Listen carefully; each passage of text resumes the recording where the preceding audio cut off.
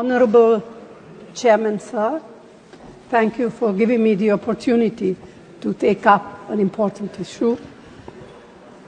I rise to draw the urgent attention of this House to the continued distress of women workers implementing critical government programs, ASHA workers, Anganwadi workers and helpers, and the community resource persons under the National Rural Livelihood Mission. Sir, these initiatives are intended as pathways to women's empowerment. However, despite their vital contribution to public service delivery, these women workers are overburdened and underpaid.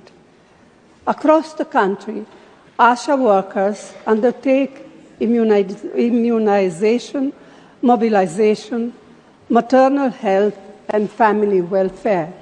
Yet, they remain volunteers with low honoraria and limited social security.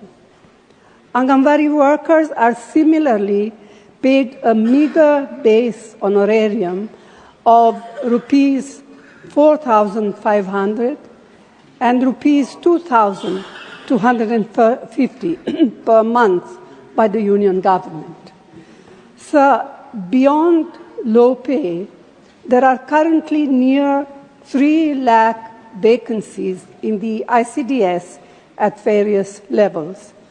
These gaps leave lakhs and lakhs of children and mothers without essential services.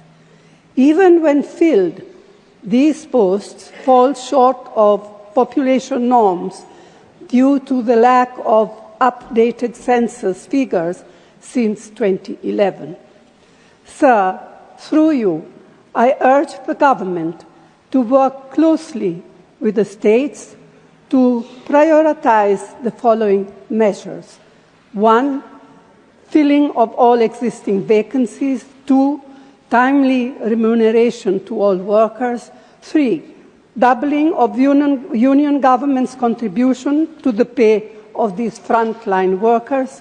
4, appointment of an additional ASHA worker in villages with a population greater than 2,500. 5th, doubling of the number of Anganwadi workers to enable early childhood education in addition to existing nutrition and health initiatives.